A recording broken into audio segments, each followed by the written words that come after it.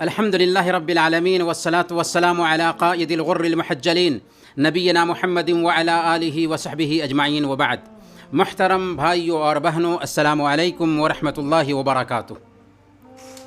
بلند ہمتی، اولو العزمی اور حوصلہ مندی انسانیت کی معراج کا ضامن ہے. اونچی سوچ اور اعلیٰ فکر ہمیشہ انسان کو اونچائی کے راستے پر رواں دواں رکھتی ہے. ابن قتیبہ نے عیون الاخبار میں حکمت کی کتابوں کے حوالے سے بیان کیا ہے کہ بلند ہمت کو اگر گرایا جاتا ہے، پست کیا جاتا ہے، تو اس کی طبیعت میں مزید بلندی پیدا ہوتی ہے. جیسے آگ کا شعلہ جسے بجھانے کے لیے ایک آدمی اس میں پھونک مارتا ہے تو اس میں مزید اشتعال پیدا ہوتا ہے. اس کے اپوزٹ پست ہمتی کامیاب زندگی کے راستے میں بہت بڑی رکاوٹ ہے. آج ہم بات کریں گے کہ انسان کے اندر پست ہمتی کیوں پیدا ہوتی ہے، انفرادی اور اجتماعی زندگی پر اس کے کیا اثرات مرتب ہوتے ہیں اور اس کا علاج کیوں کر ممکن ہے. دینی بھائیوں اور بہنوں، پست ہمتی کسی بھی سماج کے لیے ناسور کی حیثیت رکھتی ہے اور قوم و ملت کی ترقی کے پیچھے سرماؤں اور بلند ہمت لوگوں کا ہی ہاتھ رہا ہے. جس قوم کے افراد پست ہمت کام چور ہوں، وہ قوم کبھی ترقی نہیں کر سکتی. امیری ہو، فقیری ہو، شاہی ہو، غلامی ہو، کچھ بات نہیں بنتی بے جرأت رندانہ. حضرت عمر فاروق رضی اللہ تعالی عنہ نے کہا تھا، اپنی ہمت کو حقیر مت سمجھو، کیونکہ ایک انسان کے لیے ہم نے ہمت کی پستی سے زیادہ خطرناک کوئی چیز نہیں دیکھی. ایک انسان کے لیے سب سے زیادہ خطرناک چیز ہمت کی پستی ہے. اس لیے اپنے آپ کو حقیر مت سمجھو. آج اس خطرناک بیماری نے اکثر مسلمانوں، خاص طور پر نوجوان طبقے کو پوری طرح اپنے گھیرے میں لے رکھا ہے. لہو و لعب کے اماکن، قہوہ خانوں اور تفریح گاہوں میں ان کے اکثر اوقات گزر رہے ہوتے ہیں.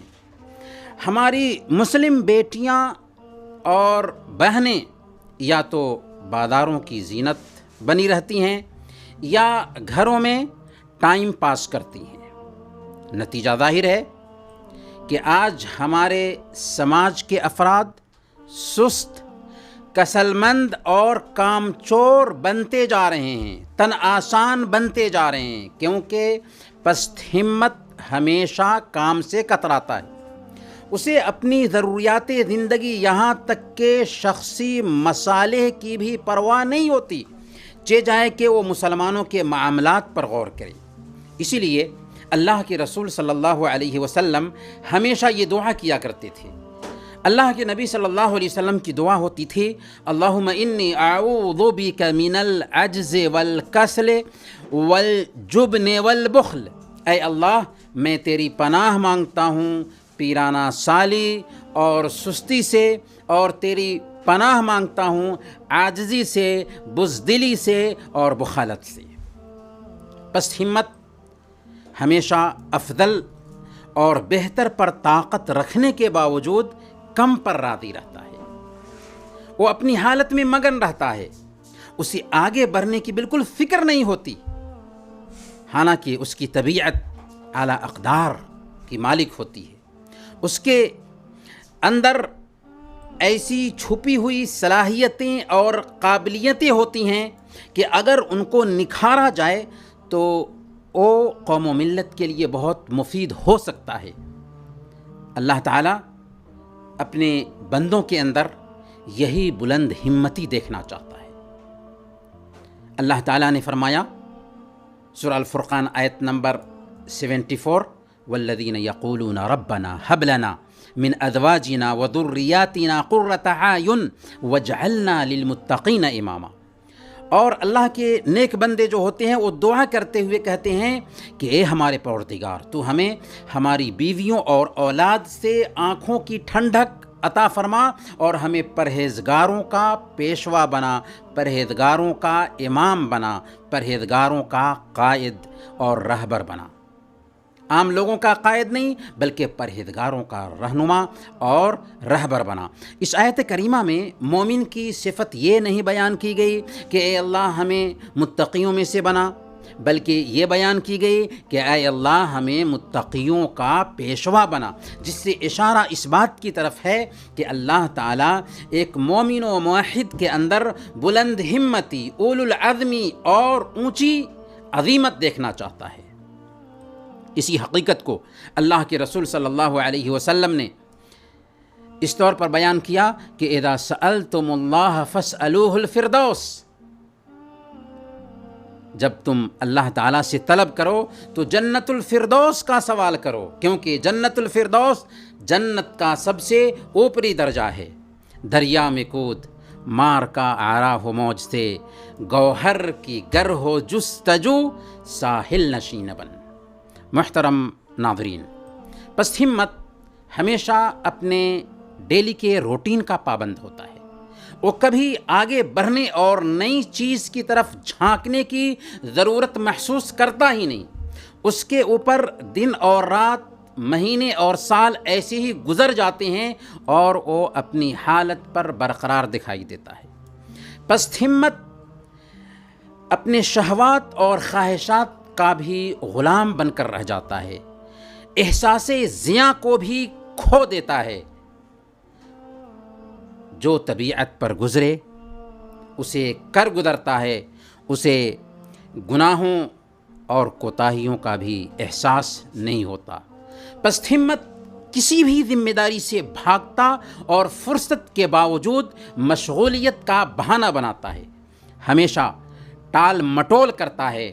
اور کچھ لوگوں کی عادت تو یہ ہوتی ہے کہ نہ تو وہ خود کچھ کریں گے اور نہ ہی دوسروں کو کرنے دیں گے، اور اگر کرنا چاہیں تو ان کو طنز و تعریض کا نشانہ بنائیں گے، ان کی ہمت کو پست کرنے کی کوشش کریں گے۔ یہ پست ہمت کی پہچان ہے۔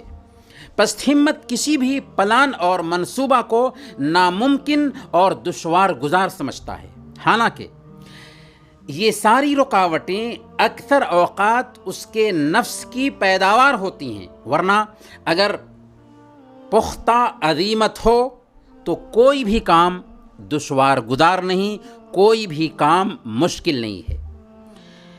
نیپولین کا نام آپ نے سنا ہوگا۔ نیپولین سے کسی نے پوچھا کہ تم اپنے لشکر کے اندر اعتماد بحال کرنے میں کیسے کامیاب ہو گئے؟ تو اس نے کہا تھا کہ میں 3 باتوں کا جواب 3 باتوں سے دیا کرتا تھا۔ 3 باتوں کا جواب 3 باتوں سے دیا کرتا تھا۔ جو کہتا کہ میں نہیں کر سکتا تو میں اسے کہتا کہ کوشش کرو۔ جو کہتا کہ میں نہیں جانتا تو میں اسے کہتا کہ سیکھو۔ جو کہتا کہ ناممکن ہے تو میں اسے کہتا کہ تجربہ کر کے دیکھو۔ محترم ناظرین، سوال یہ ہے کہ ایک انسان کے اندر پست ہمتی کیوں پیدا ہوتی ہے؟ تو پست ہمتی کے کچھ اسباب ہوتے ہیں جس کی وجہ سے ایک انسان کے اندر ہمت کی پستی آتی ہے، جن میں بنیادی طور پر جہالت، نادانی اور اپنی زندگی کے مقصد سے غفلت اور لاپرواہی۔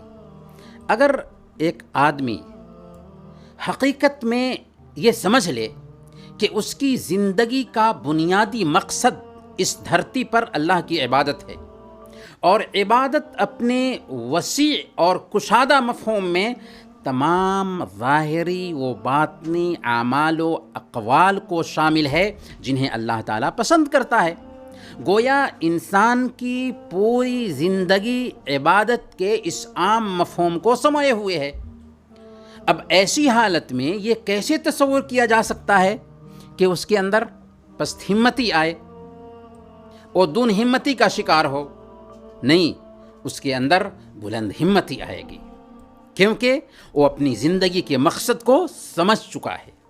پست ہمتی کا دوسرا بنیادی سبب پست ہمت اور کم ہمت لوگوں کے ساتھ اٹھنا بیٹھنا ہے، کیونکہ انسان اپنے آس پاس کے لوگوں سے بہت جلد متاثر ہوتا ہے۔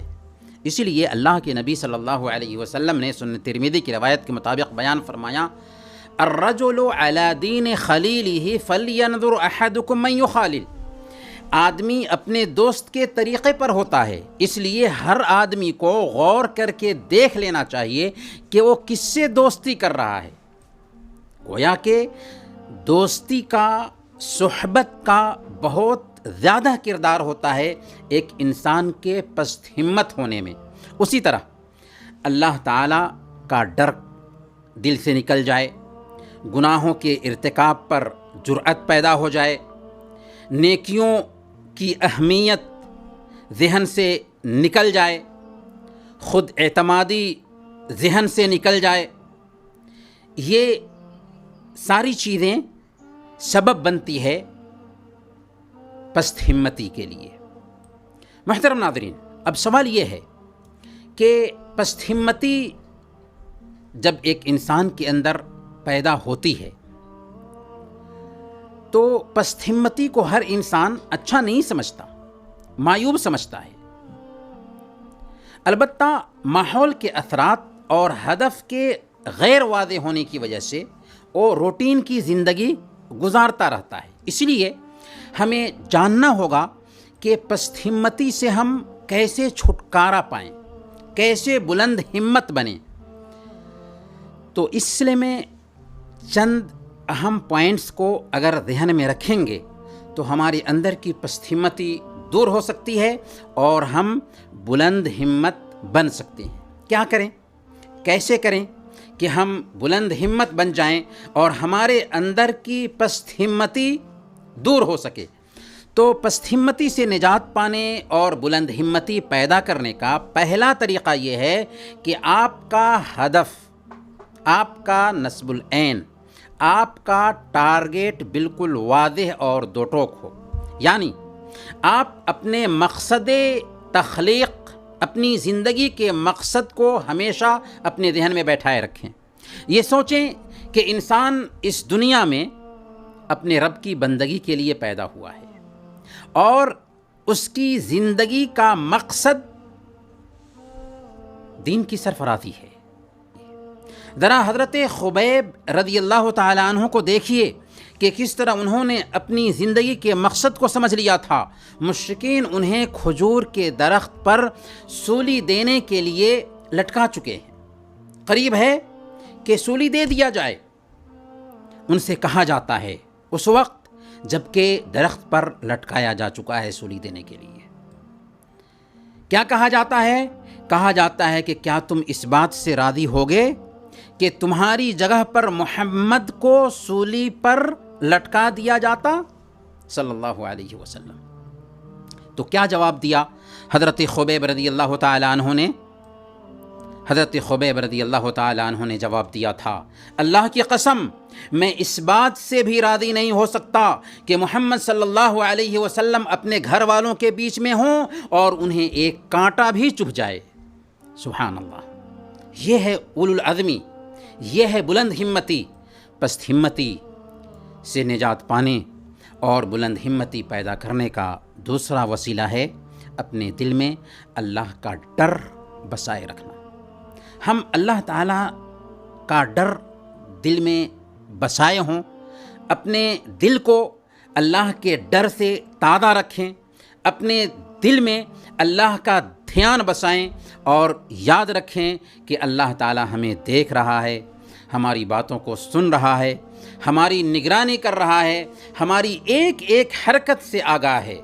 ان باتوں پر جب ہم غور کریں گے تو اللہ کی عظمت دل میں بیٹھے گی اور ہمارے دل اللہ کی عظمت سے معمور ہو جائیں گے، کیونکہ جب ہم سمجھیں گے کہ اللہ تعالیٰ ہر وقت ہماری نگرانی کر رہا ہے تو ڈر صرف اللہ کا پیدا ہوگا، دنیا کی کسی ہستی کا ہمارے دل میں ڈر نہیں ہوگا، اور عجیب طریقے سے ہمارے اندر عظیمت پیدا ہوگی، بلند ہمتی پیدا ہوگی۔ پست ہمتی سے نجات پانے اور بلند ہمتی پیدا کرنے کا تیسرا وسیلہ ہے کہ ہم بلند ہمت لوگوں کے ساتھ اٹھیں اور بیٹھیں۔ عام طور پر ہمارے اندر پستی دوسروں کو دیکھ کر کے پیدا ہوتی ہے۔ دیکھا کہ فلاں مجلس جمائے ہوا ہے، وہاں پر جا کر کے بیٹھ گئے اور گھنٹوں یوں ہی بے فائدہ گزار دیا۔ دیکھا کہ فلاں آدمی ٹی وی پر پروگرام دیکھ کر کے ٹائم پاس کر رہا ہے، وہاں پر ہم بھی بیٹھ کر کے ٹائم پاس کرنے لگے۔ غرض ہے کہ بری صحبت ایک انسان کو پست ہمت بنا دیتی ہے۔ اس کے اپوزٹ نیک لوگوں کی مجلس میں اگر ہم بیٹھتے ہیں تو خود بخود ہم نیک بنتے ہیں، ہمارے اندر اونچی سوچ پیدا ہوتی ہے، بلند ہمتی پیدا ہوتی ہے، اور ہم گھٹیا سوچ اور پست ہمتی سے بچے رہتے ہیں۔ پست ہمتی سے نجات پانے اور بلند ہمتی پیدا کرنے کا چوتھا طریقہ یہ ہے کہ اللہ والوں اور سلف صالحین، اسی طریقے سے عزیمت رکھنے والوں، بلند ہمت لوگوں کی زندگیوں کا مطالعہ کریں۔ امام عیسیٰ بن موسیٰ کہتے ہیں کہ میں 30 سال تک لوگوں کے ساتھ بازار کا ہریسہ، ایک کھانے کی چیز تھی، ہریسہ کھانے کی خواہش کرتا رہا، لیکن سماع حدیث کے لیے صبح علی الصباح نکلنے کی وجہ سے مجھے موقع نہ مل سکا، کیونکہ انہوں نے اپنی زندگی کا مقصد سمجھ لیا تھا کہ ہمیں 60 اور 70 سال کی زندگی ملی ہوئی ہے، اس زندگی سے کچھ فائدہ اٹھا لیا جائے، یوں ہی زندگی کو بیکار نہ گزارا جائے، ٹائم پاس نہ کیا جائے۔ حضرت عمر بن عبدالعزیز رحمۃ اللہ علیہ، جن کو 5واں خلیفہ کہا جاتا ہے، ان کا کہنا ہے کہ میں نے آرزو مند طبیعت پائی ہے۔ جب میرا نفس فاطمہ بنت عبد الملک سے شادی کرنے کے لیے آرزو مند ہوا تو میں نے اس سے شادی کر لی۔ یہ ہمت ہے۔ جب مدینہ کی گورنری کا آرزو مند ہوا تو میں مدینہ کا گورنر بن گیا۔ جب خلافت کا آرزو مند ہوا تو خلیفہ بھی بن گیا۔ اب جنت کا آرزو مند ہے۔ اللہ تعالیٰ سے دعا ہے کہ وہ مجھے جنت میں داخل کرے۔ جی ہاں، یہ ہوتی ہے بلند ہمتی۔ پس ہمتی سے نجات پانے اور بلند ہمتی پیدا کرنے کا 5واں اور آخری وسیلہ یہ ہے کہ اپنے اندر خیر کے کاموں میں حصہ لینے کا جذبہ پیدا کریں، اور جو چیزیں ہم سے کھو گئی ہیں ان کو دوبارہ حاصل کرنے کی کوشش کریں۔ ذرا ہم اپنے آپ سے پوچھیں کہ ہمارے ہی سماج اور معاشرے میں کتنے لوگ ہیں جو خیر کا کام کر رہے ہیں، دین کی خدمت کر رہے ہیں، لوگوں کو بھلائی پہنچا رہے ہیں۔ آخر ہم خیر کا کام کیوں نہ کر سکے؟ ہم بھلائی کا کام کیوں نہ کر سکے؟ ہماری ذات سے ہمارے دین کو کیا فائدہ ہو سکا ہے؟ جب ہم غور کریں گے، جب ہم خیر کے کاموں کے لیے خود کا جائزہ لیں گے تو عجیب طریقے سے ہمارے اندر بھی خیر کا کام کرنے کا جذبہ پیدا ہوگا کہ ہمارے ہی جیسا انسان فلاں بھی ہے، وہ خیر کا کام کر لے رہا ہے، تو آخر میں کیوں نہ کروں؟ اس طریقے سے ہمارے اندر للہیت پیدا ہوگی اور خیر اور ویلفیئر کا کام کرنے کا جذبہ پیدا ہوگا، اور ہم بیکاری، پست ہمتی اور دون ہمتی سے اپنے آپ کو بچا پائیں گے۔ اللہ تعالیٰ سے ہم دعا کرتے ہیں کہ اللہ تعالیٰ ہمارے اندر اولو العزمی پیدا فرمائیں اور پست ہمتی سے نجات عطا فرمائے۔ وصلی اللہ علی نبینا محمد وعلی آلہ وصحبہ اجمعین۔